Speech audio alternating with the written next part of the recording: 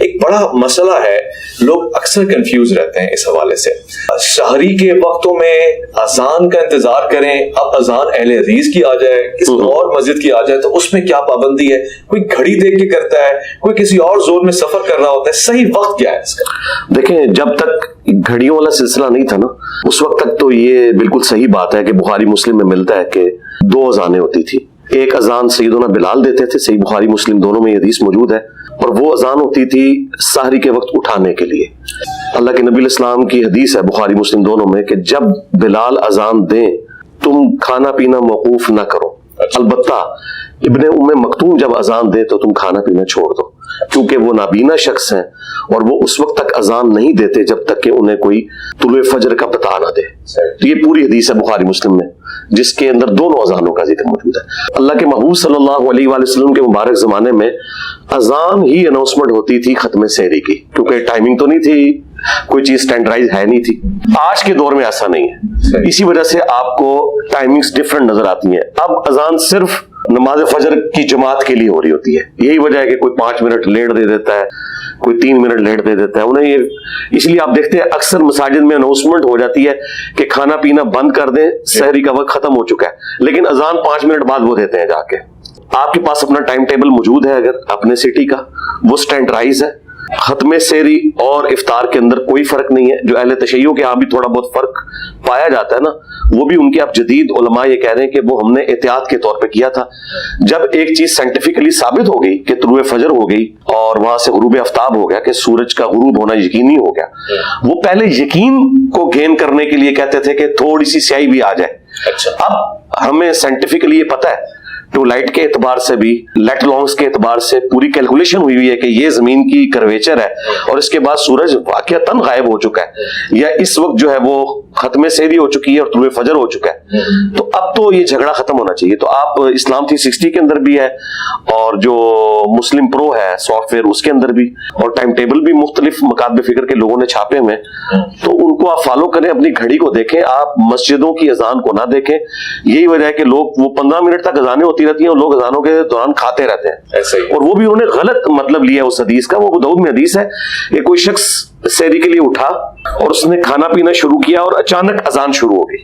اب جب وہ اذان اچانک شروع ہوئی ہے نا، وہ ٹرانزیشن پیریڈ ہے، طلوع فجر داخل ہو رہی ہے، تو نبی علیہ السلام نے فرمایا جلدی جلدی جو اپنے سامنے برتن ہے نا اس میں سے تھوڑا سا لے لو، تاکہ وہ ٹرانزیشن پیریڈ کا تھوڑا سا ایج حاصل کر لو. جس طرح بخاری مسلم میں حدیث ہے کہ جس نے طلوع آفتاب سے پہلے فجر کی 1 رکعت بھی پا لی اس نے پوری نماز پا لی، اور جس نے غروب آفتاب سے پہلے عصر کی 1 رکعت پا لی، اگرچہ باقی کی 3 رکعتیں اس کی غروب آفتاب کے بعد ہوئی، اس کو عصر کی نماز اس کی قضا نہیں ہوگی. تو ٹرانزیشن پیریڈ کا ایڈوانٹیج لیا، نہ کہ یہ کہ آپ نے یہ تماشا لگانا ہے کہ آپ یہاں تو پاکستان میں آپ اذانوں پہ اٹھے نا تب بھی آپ آدھا گھنٹہ کھاتے رہے تو اذان، تو روزہ نہیں ہوگا اس سے. اچھا، ہاں جی، نہیں ہوگا، بالکل نہیں ہوگا. اچھا، یہ اس مسئلے کا بھی کوئی حل ہے؟ جدید تقاضوں میں یہ ہوتا ہے جی سفر میں بھی افطار تک پہنچے نہیں. ہمارے یہاں تو یہ ہوتا ہے کہ جی بھاگ رہے ہیں، دوڑ رہے ہیں، حادثات ہو رہے ہیں، ایکسیڈنٹس ہو رہے ہیں، کھجور منہ میں رکھنا ہے. تو اگر تھوڑی 5-10 منٹ تاخیر ہو جائے، یہ چلے آدھا گھنٹہ ہو جائے، تو روزہ چلا جائے گا ہاتھ سے، یہ باقی رہے؟ نہیں، روزے کو کوئی فرق نہیں پڑنا. دیکھیں، جلدی کے چکر میں تو ہم نے دیکھا ہے کہ یہاں پہ اہل حدیث حضرات تو بعض اوقات 5 منٹ پہلے ہی اذان دے دیتے ہیں، تو لوگوں کے روزے توڑوا رہے ہیں. اچھا، ہاں جی بالکل. ہم نے اپنے جیلم شہر کے اندر آبزرو کیا ہے کہ آج کل بالکل وہ اذانیں ان کی ٹھیک ہے، حنفیوں کے بھی بات ہو رہی ہیں. جیسے ہی رمضان شروع ہونا ہے نا، ایک دن میں کون سا ایسا ٹائم ٹیبل چینج ہو جاتا ہے، بس ایک ان کے دماغ میں ایک چیز چھائی ہوئی ہے تو وہ اذان پہلے دے دیتے ہیں، لوگوں کے روزے توڑوا دیتے ہیں. آپ نے ٹائم ٹیبل کو فالو کرنا ہے. حالانکہ اہل حدیث حضرات کا سب سے بڑا ادارہ دارالاسلام پبلیکیشن ہے، ان کی اپنی ٹائمنگ کے مطابق بھی نا 6-7 منٹ پہلے وہ غروب آفتاب کروا رہے ہوتے ہیں، اور دارالاسلام کی ٹائمنگ بالکل درست ہے. تو وہ اپنی ٹائمنگ کو بھی فالو نہیں کر رہے. وہ 1955 کے اندر کہیں انہوں نے کوئی ٹائم ٹیبل ان کے لوگوں نے اس وقت کوئی کیلکولیٹ جو لمیٹڈ سورسز کے اندر کیے، ہم ان کی نیت پہ شک نہیں کرتے، لیکن اب تو ہمیں پتہ چل چکا ہے کہ پراپر ٹائمنگ کیلکولیٹ کرنے کا طریقہ کیا ہے. تو اس کے بعد تو اب میرا خیال ہے کوئی گنجائش نہیں ہونی چاہیے. تو یہ افراتفری مچانا اور اس کی وجہ سے ایکسیڈنٹ کرنا کوئی ضرورت نہیں ہے. تاخیر ہو جائے تو کوئی مسئلہ نہیں، کوئی مسئلہ نہیں ہے. تاخیر جس کو کنڈیم کیا گیا نا، وہ جان بوجھ کے تاخیر کرنا ہے، بیٹھے ہوئے ہیں اور جان بوجھ کے آپ جو ہے نا وہ افطار کو لیٹ کر رہے ہیں خام خواہ. تو ظاہر ہے کہ آپ اللہ کے حکم کو توڑ رہے ہیں نا. سنت تو یہ ہے کہ آپ نے سحری جو ہے وہ لیٹ سے لیٹ کرنی ہے اور افطار جلدی سے جلدی کرنا ہے، لیکن ٹائم سے پہلے نہیں کرنا. اور اس کے پیچھے حکمت یہ ہے کہ اسلام کی ایک مینٹالٹی ہے کہ انسانیت کی جس میں بہتری ہو. بہتری تو یہی ہے نا کہ آپ کے روزے کا سپین کم ہو جائے گا, وہاں سے آپ ساری لیٹ کریں اور افطار ٹائم پہ فوراً کر لیں, تو آپ کو وہ تکلیف اور مشقت جو روزے کی ہے وہ کم سے کم وقت کے لیے گزارنی پڑے گی. باقی اس کو جو سنی شیعہ کنفلکٹ بنا کے ایک مصیبت کھڑی کر دی ہے نا, تو یہ بالکل غلط ہے. اچھا, کچھ ریسرچر نام نہاد یہ بھی کہتے ہیں جی دین تو ایک ہی ہے, اللہ تعالیٰ نے جو وقت رکھ دیا وہ سب کے لیے یکساں ہے. مثلا حضرت عیسیٰ علیہ السلام کے زمانے میں جو روزے رکھے جاتے تھے, آج ان کی قوم یا ان سے چاہنے یا محبت کا دعویٰ کرنے والے چاند دیکھ کے افطار کر رہے ہیں اگر, تو اصلاً تو ہمیں وہیں تک جانا چاہیے, تاخیر کرنی چاہیے, بجائے یہ کہ بالکل جب سورج اپنی کرنیں چھوڑ رہا ہو, رخصت کر رہا ہو, اس وقت الوداع نہ کہیں. دیکھیں جی, قرآن میں بالکل واضح ہے کہ آپ نے روزے کو مکمل کرنا ہے رات ہونے تک. اب رات کی ڈیفینیشن جو ہے وہ یہی ہے کہ غروب آفتاب کے بعد رات ہو جاتی ہے. یہ جو شام کا لفظ بولا جاتا ہے نا, وہ غروب آفتاب سے لے کے عشاء کا وقت داخل ہونے تک کو شام نہیں کہا جاتا.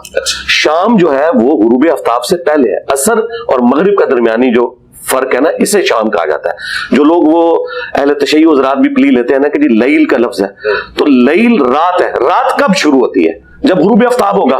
ہاں, تو بس غروب آفتاب کے بعد رات شروع ہوگی. آپ غروب کو انشور کریں, یہ میں بھی اس حق میں ہوں کہ غروب کو انشور کرنا ضروری ہے. میں تو یہ نذانوں کے ساتھ روزہ نہیں کھولتا. اتفاق کرتے ہیں کہ پہلے مغرب کی نماز پڑھ لیں پھر افطار کریں.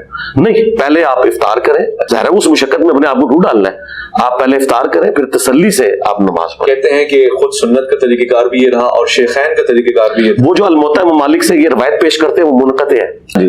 وہ جس راوی نے بیان کیا ہے, نہ حضرت ابو بکر کا زمانہ اس نے پایا نہ حضرت عمر کا, اور اس نے کہا جی شیخین جو ہے وہ نماز مغرب پڑھنے کے بعد افطار کرتے تھے, وہ الموطا ممالک کی روایت ہی منقطع ہے. بلکہ میں ایک دفعہ اپنے استاد کے پاس بیٹھا ہوا تھا, جو میری ایک ہی ریکارڈنگ ہے مولانا اسحاق صاحب رحمہ اللہ کے ساتھ, تو اس دوران انہوں نے ایک کتاب اٹھائی ہوئی ہے اور وہ اینک سے کر رہے ہیں, اور پھر وہ انہوں نے ساتھ ہی بولا کہ بھئی اینت شیخین دا زمانہ ہی نہیں پایا ہوا, ایک ہی میں کہندا ہوا ہے.